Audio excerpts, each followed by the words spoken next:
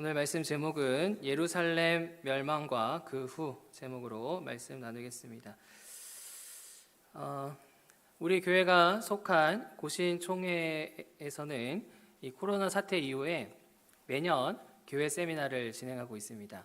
올해는 미래 교회 솔루션이란 제목, 그 전에는 3040, 그 다음에 5060, 1020, 여러 이제 세미나를 매년 진행을 했는데 세미나마다 하는 말이 있습니다.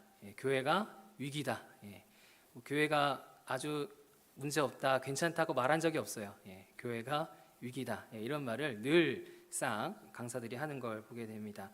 사실 우리도 여러 가지 상황을 보면서 공감을 하게 되는데요.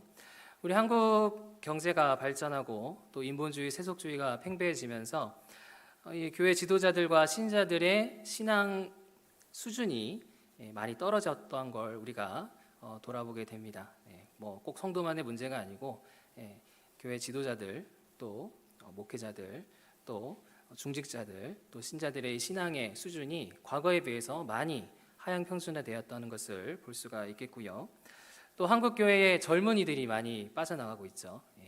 사실 정착되고 또 이들이 세워지고 해야 되는데 이 젊은 청년들, 또 젊은 청소년들, 아이들이 교회에서 빠져나가고 있는 지금 상황의 모습을 우리가 인정할 수밖에 없겠고요. 또 우리 한국 사회가 교회에 대해서 호의적이지가 않죠.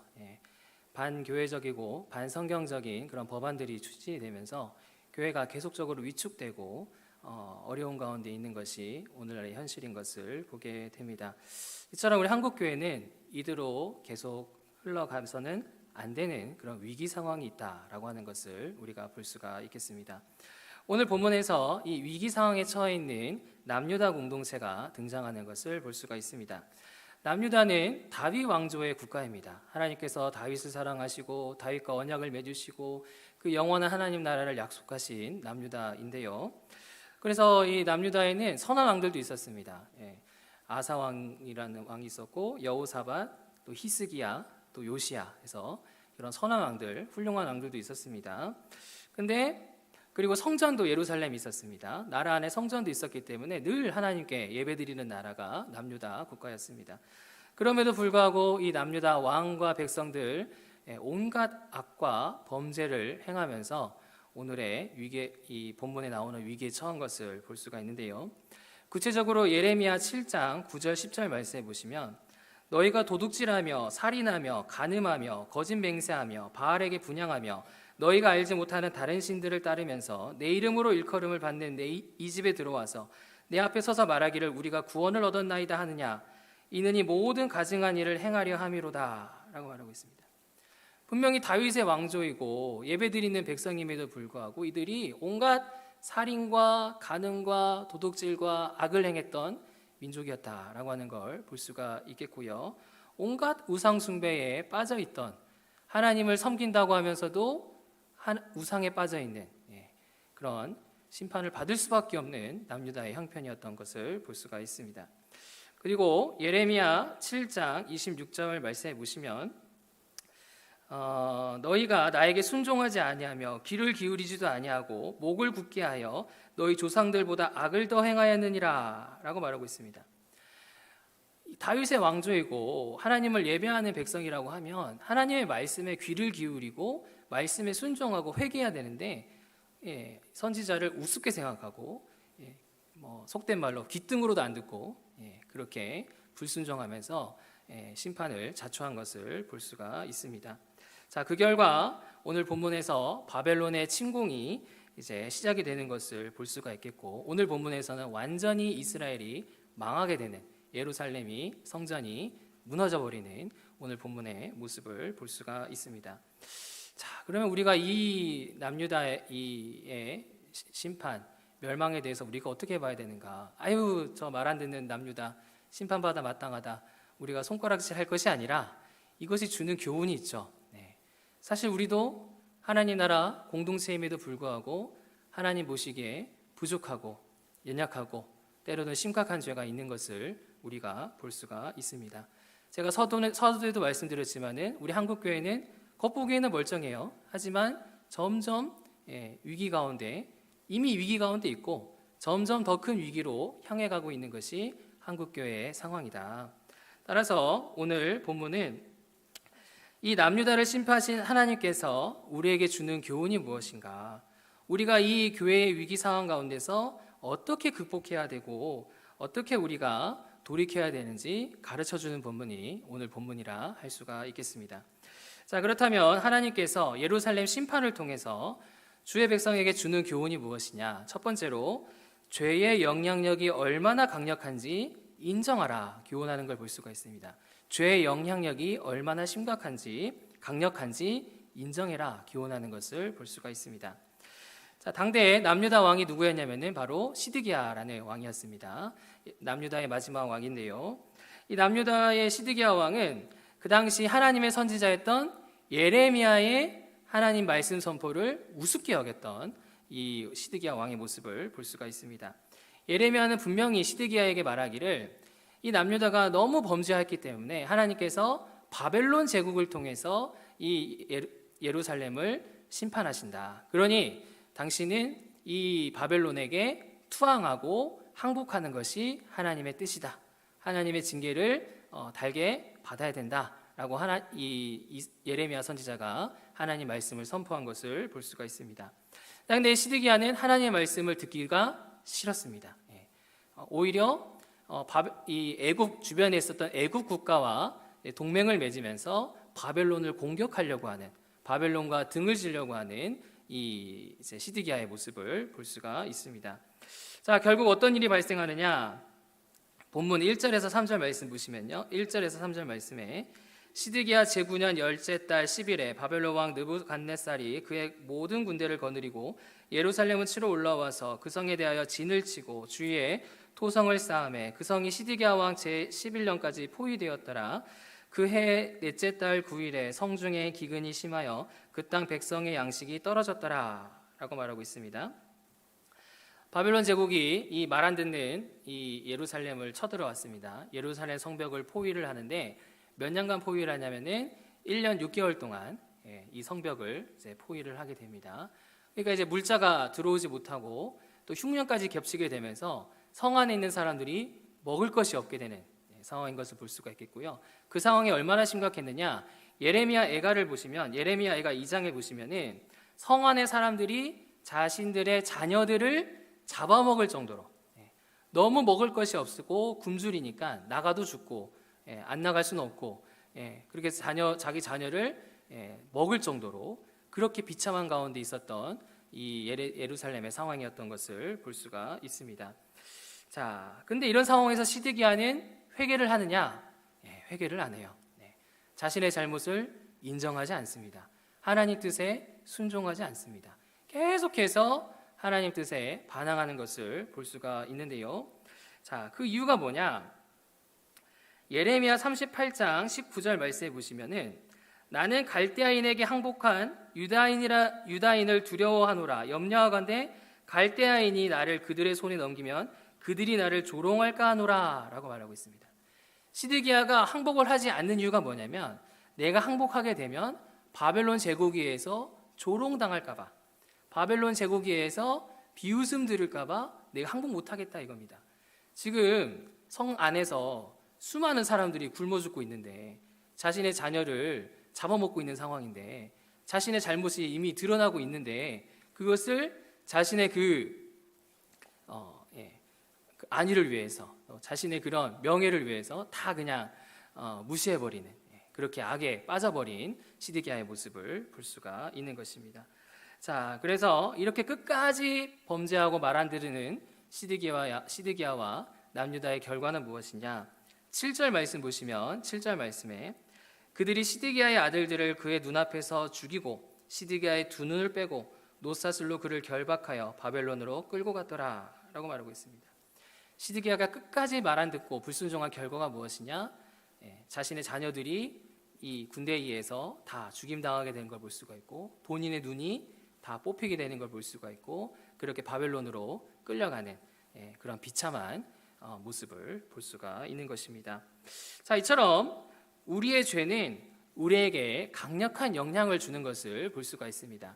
우리는 죄를 지으면서도 나는 얼마든지 통제할 수 있어. 난 얼마든지 뭐 이겨낼 수 있어. 뭐 이 정도쯤이야 나는 뭐 감당할 수 있어. 뭐 이 정도는 괜찮아. 우리는 이렇게 우리가 착각을 할 때가 있는데, 우리가 짓거나 거하게 되는 죄는 우리에게 심각한 영향력을, 강력한 영향력을 주게 됨으로써 우리가 죄에 더욱 사로잡히게 만들고, 더 죄를 짓게 만들고, 더 비참하게 빠지게 만드는 죄의 강력한 그런 특성이 있다는 것을 볼 수가 있는 것입니다. 마태복음 15장 19절 말씀해 보시면, 마음에서 나오는 것은 악한 생각과 살인과 간음과 음란과 도둑질과 거짓 증언과 비방이니 라고 말하고 있습니다. 우리가 이 죄악된 본성으로 인해서 나오게 되는 생각은 선한 것이 하나도 없다. 우리의 이 죄악된 본성에서 나오는 생각은 살인과 간음과 거짓말과 그런 도둑질과 비방밖에 나올 수밖에 없다. 그만큼 이 죄악이라는 것은 우리가 타협해서는 결코 선한 것이 나올 수 없고, 타협해서는 완전히 죄악된 길로 갈 수밖에 없는 죄의 영향력이 그만큼 강력하다라고 하는 것을 볼 수가 있는 것입니다. 다음으로 요한일서 2장 16절 말씀해 보시면, 이는 세상에 있는 모든 것이 육신의 정욕과 안목의 정욕과 이생의 자랑이니 라고 말하고 있습니다. 저와 여러분들 주변에 있는 이 육신의 정욕, 이생의 정욕, 이생의 자랑, 안목의 정욕이 우리를 늘 유혹하고 시험하고 사로잡고 있기 때문에, 우리가 이것에 타협하고 그냥 적당히 지내려고 하고 하다 보면은 완전히 사로잡히게 되고 죄악에 사로잡혀서 나중에는 돌이키지 못하게 되는, 그만큼의 위험한 것이 죄다라고 하는 것을 볼 수가 있는 것입니다. 이처럼 우리 안에 있는 죄, 우리가 괜찮다고 생각하는 이러한 죄들도 결국에는 이런 강력한 영향력으로 인해서 우리를 파괴하고 넘어지게 만들고 우리를 공격하는 그런 죄다라는 사실을 우리가 기억해야 되겠습니다. 자, 우리가 죄의 영향을 받고 있다는 증거 중에 하나가 무엇이냐면 바로 우리의 기도 생활을 보면 알 수가 있습니다. 나의 기도 생활을 보면서 내가 지금 죄의 영향을 받고 있나 안 받고 있나 우리가 점검할 수가 있는데요. 네덜란드 개혁교회 신학자 아브라켈이라는 벨헤름 아브라켈이라는 사람이 있는데요. 이분은 이 기도에 대해서 뭐라고 얘기하냐면은, 기도를 통해서만이 하나님 앞에서 겸손할 수 있고, 기도를 통해서만이 거룩을 소망하게 되고, 기도를 통해서만이 하나님의 뜻에 순종하게 되고 하나님 나라 사명에 동참하게 된다. 내가 기도 안 하고 뭐 내 착함으로 내 이런 의지로 되는 것이 아니라, 기도해야 하나님의 사명에 참여하고 거룩을 소망하게 되고 그렇게 겸손하게지고 하나님의 뜻에 순종할 수가 있다라고 설명을 하고요. 그래서 실제로 이 아브라켈과 또 네덜란드 개혁교회 같은 경우에는 매일 아침 저녁으로 가족들과 함께 가정 예배를 드리고 기도하는 것을 볼 수가 있겠고요. 또 가정 예배 드렸어, 이제 끝이야, 이게 아니고 개인적으로 기도 시간을 각자 가지면서 기도에 열심을 냈던 것을 볼 수가 있습니다. 자, 그러면서 이 아브라켈이라는 사람이 성도들이 기도하지 않는 이유에 대해서, 증상에 대해서 설명하는 걸 볼 수가 있는데, 첫 번째는 왜 기도 안 하느냐? 바로 게으르기 때문이다. 왜 기도 안 하느냐? 게으르기 때문이다. 기도하려면 어떻게 해야 됩니까? 시간을 내야 되고 마음을 집중해야 되고 이 영적인 일에 참여해야 됩니다. 이 영적인 일이라는 것은 영적 전쟁이거든요. 그러니까 여러 가지로 힘든 일이 이 기도의 일일 수 있겠습니다.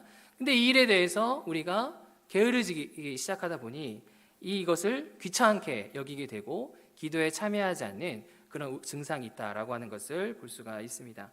다음으로 두 번째 이유가 뭐냐면, 하나님과의 관계가 불편하기 때문에. 내가 진짜 평소에도 하나님 말씀을 사랑하고 또 하나님과 동행하고 했다면 기도의 자리에 나오고 하나님과 깊이 만나는 거 얼마나 감사하고 기쁘고 즐거운지 모릅니다. 근데 하나님과 불편하니까, 죄와 타협하고 있으니까, 그러다 보니까 하나님과 깊이 만나는 것이 불편하고, 회개하는 것이 불편하고, 기도의 자리에 나아가는 것이 불편하다라고 설명하는 걸 보게 되고요.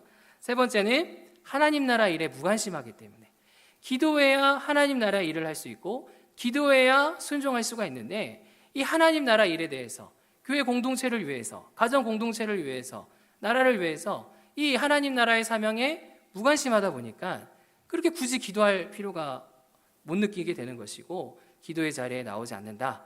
이 아브라켈 신학자가 설명하는 것을 볼 수가 있는 것입니다.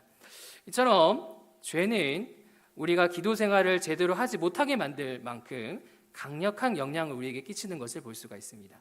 나는 과연 얼마나 기도하고 있는가? 나는 얼마나 하나님 말씀에 지금 순종하고 있는가? 돌아볼 때 내가 지금 문제가 있구나. 내가 지금 위기 가운데 있구나. 내가 지금 상태가 안 좋구나. 우리는 자신의 모습을 돌아볼 수 있어야 되겠습니다. 자, 그래서 우리가 어떻게 해야 되느냐? 이 우리가 타협하고 우리가 거하는 이 죄의 이 영향력이 강력하다. 그냥 타협해서 될 문제가 아니라 이 죄는 우리를 파괴하고 더 죄짓게 만들고 더 넘어지게 만드는 강력한 영향력의 죄다라는 사실을 우리가 인정해야 되겠습니다. 시드기야는 당시의 왕이었어요. 하나님 말씀도 잘하는 사람이었습니다. 그 사람도 죄에 사로잡히니까 끝까지 말 안 듣는 거거든요.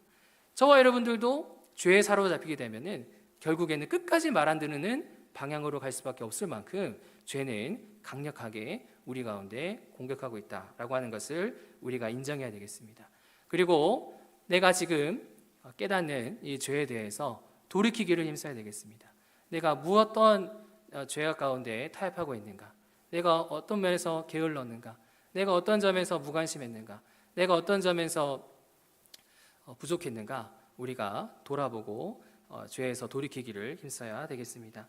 자, 그래서 이 위기의 교회 공동체를 지키고 건강하게 세우는 일에 남이 할 거야, 난 몰라, 이게 아니라 하나님은 우리를 통해 일하길 원하시는데 이 위기의 공동체를 지키고 세워가는 일에 우리가 부지런히 죄에서 돌이키고 바르게 서 있음으로 말미암아 건강한 공동체를 세워가는 일에 쓰임받는 저와 여러분들 되시기를 간절히 바랍니다. 두 번째입니다. 예루살렘 심판이 주는 교훈이 무엇인가? 하나님의 예루살렘 심판이 주의 백성에게 주는 교훈이 무엇이냐? 두 번째로 죄의 결과가 얼마나 비참한지 깨달으라 교훈하는 걸 볼 수가 있습니다. 죄의 결과가 얼마나 비참한지 깨달으라 교훈하는 것을 볼 수가 있습니다. 본문 9절에서 11절 말씀해 보시면요. 여호와의 성전과 왕궁을 불사르고 예루살렘의 모든 집을 귀인의 집까지 불살랐으며 시디장에게 속한 갈대의 온 군대가 예루살렘 주위의 성벽을 헐었으며 성중에 남아있는 백성과 바벨론 왕에게 항복한 자들과 무리 중 남은 자는 시위대장 느부사라단이 모두 사로잡아 가보고 라고 말하고 있습니다. 하나님께 끝까지 불순종하고 악을 행한 이 남유다 공동체의 결말이 무엇이냐? 예루살렘 성전과 왕궁이 모조리 파괴되고 불타버리게 되었다. 그렇게 하나님께서 은혜로 세워주신 성전과 왕궁과 그 집들이 다 파괴되고 불타버리는 결과를 가져왔다라고 하는 걸 볼 수가 있겠고요. 성중에 남아있는 자들은 다 바벨론의 노예로 끌려가게 되는 그 죄의 결말을 우리가 볼 수가 있는 것입니다. 끌려가서 그냥 편하게 살았다? 이게 아니죠. 노예 생활한 거죠. 노예 생활. 수십 년간 그 땅 가운데서 노예 생활하는 비참함에 처한 것을 볼 수가 있습니다. 다음으로 13절에서 16절 말씀 보시면 13절에서 16절 말씀에 갈대아 사람이 또 여호와의 성전의 두 놋기둥과 받침들과 여호와의 성전의 놋바다를 깨뜨려 그 놋을 바벨론으로 가져가고 또 가마들과 부삽들과 부집개들과 숟가락들과 섬길 때 쓰는 모든 놋그릇을 다 가져갔으며 시위대장이 또 불옮기는 그릇들과 주발들 곧 금으로 만든 것이나 은으로 만든 것이나 모두 가져갔으며 라고 말하고 있습니다.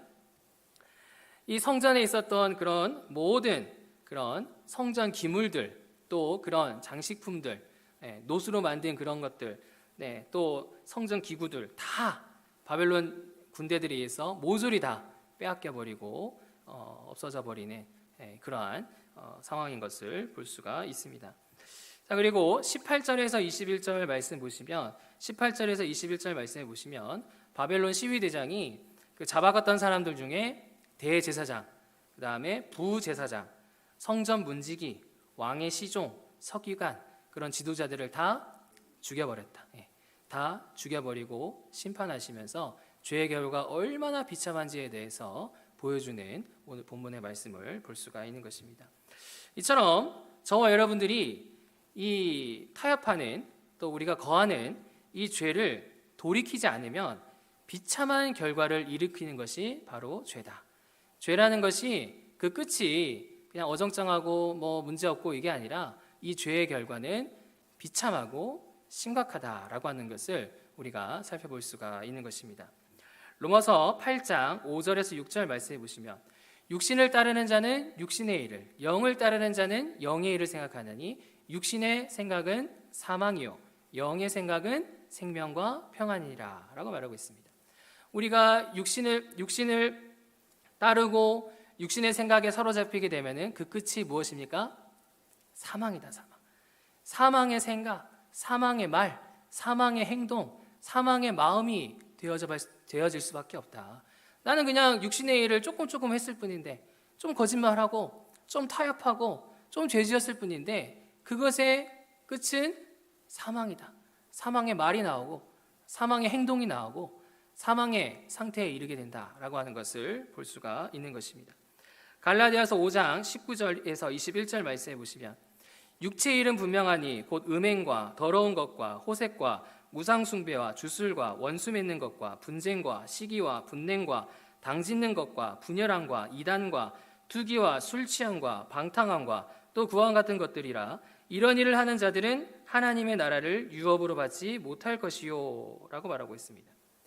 우리가 이 죄악된 일에, 악한 일에, 세상 일에, 죄에 우리가 타협하고 우리가 거하게 되면은 하나님 나라를 유업으로 받지 못한다. 이러한 악으로 인하여서 오히려 하나님 나라를 괴롭히고 파괴하는 일에 세워지게 된다. 이러한 자들은 하나님의 나라를 유업으로 받지 못하게 된다. 경고하는 것을 볼 수가 있는 것입니다. 마지막으로 말라기 4장 1절 말씀해 보시면 만군의 여호와가 이르노라 보라 용광로 불 같은 날이 이를 것이니 교만한 자와 악을 행하는 자는 다 지푸라기가 될 것이라. 그 이르는 날에 그들을 살라 그 뿌리와 가지를 남기지 아니할 것이로되 라고 말하고 있습니다. 이 죄 별거 아닌 것 같은데 이 죄를 우리가 끝까지 뉘우치지 않고 그냥 타협하게 되고 거기에 빠지게 되면 결국엔 용광로 불 같은 날이 이르게 될 것이고 하나님 보시기에 끝까지 악을 행하고 회개치 않는 자에 대해서는 마치 지푸라기 같이 불타버리게 되는 심판을 우리 하나님께서 내리신다. 경고하시는 것을 볼 수가 있는 것입니다. 이처럼 우리가 거하는 죄, 우리가 타협하는 죄는 그냥 그저 그런 죄가 아니라 우리를 멸망으로, 심판으로, 하나님 나라를 파괴하는 것으로, 하나님 나라를 유업으로 받지 못하는 것으로 이르게 하는 심각한 비참한 결과에 이르게 하는 그런 우리의 죄의 문제다라는 사실을 우리가 기억해야 되겠습니다. 자, 오늘 내용과 비슷한 이제 얘기를 했던 네덜란드 개혁교회 신학자 헤르만 바벤크 이제 이야기를 들으려고 하는데요. 이분의 개혁파 윤리학이라는 책에 보시면 그리스도인이 말씀에 대해 회개하지 않고 반응하지 않으면은 도달하는 상태가 있다. 첫 번째로 위선의 상태에 도달하게 된다. 그래서 계속적으로 하나님의 역사를 저항하고 거부하고 죄에 타협하고 빠져들게 되면은 바로 하나님 중심이 아닌 자기 중심적인 삶을 살아가기 때문에 결국에는 아까 제가 말씀드렸다시피 하나님 나라를 유익하게 하는 자가 아니라 오히려 하나님 나라를 힘들게 하고 파괴하는, 공격하는 자가 될 수밖에 없다. 죄를 계속적으로 뉘우치지 않고 죄와 타협하게 될 때에 그 결과가 이런 위선의 결과다라고 하는 걸 볼 수가 있습니다. 또 계속 회개하지 않으면은 바로 완고한 상태에 도달하죠. 완고한 상태. 그래서 진리에 대해서 자신의 마음을 닫아버리고 자신의 거짓말과 자신의 속임수에 갇혀버리게 되면서 전혀 회개하지 못하는 단계에 이르게 되고 완강하게 하나님의 뜻을 거부하게 되고 구속이 불가능한 상태까지 도달하게 된다. 우리가 이 정도는 뭐 어쩔 수 없지, 뭐 괜찮지, 뭐 회개 안 해도 되지, 뭐 이렇게 생각했던 죄가 쌓이고 하다 보면은 구속에 이르지 못할 만큼의 심각한 상태로 도달하게 된다라고 하는 것을 경고하는 것을 볼 수가 있는 것입니다. 이처럼 우리가 죄와 타협하거나 죄에 머물거나 죄 안에 거하게 되면은 이것은 우리를 자기 중심적인 삶으로 끌고 가면서 하나님 나라를 어렵게 만들 수밖에 없고 또 결국에는 본인 스스로도 제대로 된 구속의 은혜를 받지 못하는 상태가 된다라고 하는 것을 볼 수가 있습니다. 그러므로 저와 여러분들이 어떻게 해야 되겠습니까?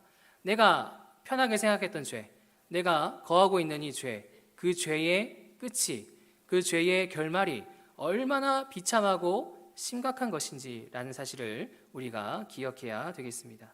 그리고 이 죄에 대해서 부지런히 회개하기를 힘써야 되겠습니다. 내가 하나님 앞에서 이 시간 말씀을 들으면서 떠오르는 죄, 나의 연약한 죄, 부족한 죄, 자주 넘어지는 죄, 자주 실수하는 죄에 대해서 우리가 돌이키기를 힘써야 되겠습니다. 그래서 저와 여러분들이 바로 세워짐으로 말미암아 이 위기의 공동체를 바르게 지키고 건강하게 세워가는 일에 귀하게 쓰임받는 저와 여러분들 되시기를 간절히 바랍니다. 세 번째입니다. 예루살렘 심판이 우리 주의 백성에게 주는 교훈이 무엇이냐? 세 번째로 하나님의 크신 은혜를 믿고 회개하라 교훈하는 걸 볼 수가 있습니다. 하나님의 크신 은혜를 믿고 회개하라 교훈하는 것을 볼 수가 있습니다. 시편 79편 1절 9절 말씀해 보시면 하나님이여 열방이 주의 기업에 들어와서 주의 성전을 더럽히고 예루살렘으로 돌무더기가 되게 하셨나이다. 우리를 건지시며 우리 죄를 사하소서라고 고백하는 내용이 나옵니다. 이 고백은 누가 했을까요? 포로로 잡혀간 이스라엘 백성들, 남유다 백성들이 한 거죠. 그전에는 그렇게 말 안 듣고 그렇게 하나님 우습게 생각하고 그렇게 악을 행하던 자들인데 이들이 강력한 심판과 강력한 징계를 받아 그렇게 바벨론에서 노예 생활을 하면서 이제 와서 하나님께 잘못을 인정하고 자기 죄를 뉘우치고 죄 용서를 구하는 이스라엘 백성들의 모습을 볼 수가 있습니다. 자, 이렇게 이스라엘 백성들이 자신의 잘못을 인정하고 하나님께 회개하며 돌이키니까 하나님께서 수년 뒤에 예루살렘 가운데 어떠한 일을 행하셨느냐? 본문 27절, 28절 말씀인데요. 본문 27절, 28절. 유다 왕 여호야긴이 사로잡혀간 지 37년, 곧 바벨론 왕 에윌무로닥이 즉위한 원년 12월 그달 27일에 유다의 왕 여호야긴을 옥에서 내놓아 그 머리를 들게 하고 그에게 좋게 말하고 그의 지위를 바벨론에 있는 그와 함께 있는 모든 왕의 지위보다 높이고 라고 말하고 있습니다. 이 여호야긴은 시드기야의 바로 선대왕입니다. 선대왕인데 이 여호야긴이 시드기야보다 이전에 바벨론에 잡혀가고 있었던 상황이었는데 이 여호야긴이 바벨론에 잡혀간 지 37년 뒤에 1, 2년이 아니고 수년 뒤에 37년 뒤에 이 바벨론 왕이 이 여호야긴의 그 이제 왕의 그런 대우를 해주면서 그렇게 높여주는 모습을 볼 수가 있는 것입니다.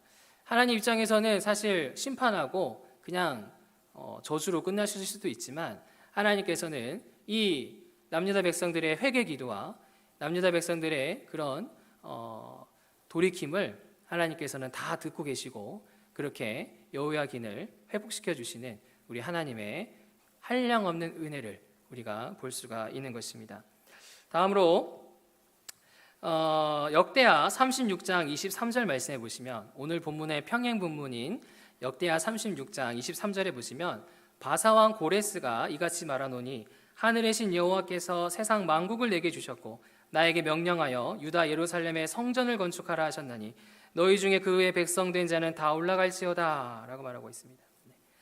이 포로 생활하던 이스라엘 백성들이 70년 뒤에 예레미야 선지자가 예언한 대로 70년 뒤에 바사왕 고레스에 의해서 이들이 포로 귀환을 하게 되면서 그 무너졌던 예루살렘 성전과 성벽을 다시금 재건하게 되고 다시금 예루살렘 공동체가 회복되게 하시는 하나님의 한량없는 은혜를 볼 수가 있는 것입니다.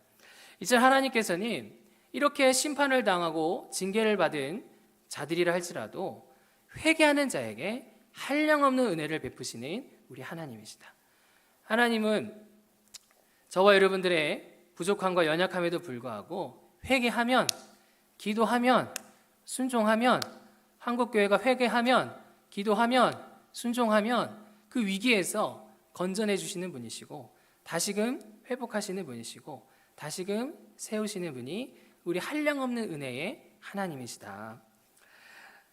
이사야 1장 18절 말씀해 보시면 오라 우리가 서로 변론하자. 너희의 죄가 주홍 같을지라도 눈과 같이 희어질 것이요 너희 죄가 진홍같이 붉을지라도 양털같이 희게 할 것이라 라고 말씀하고 있습니다.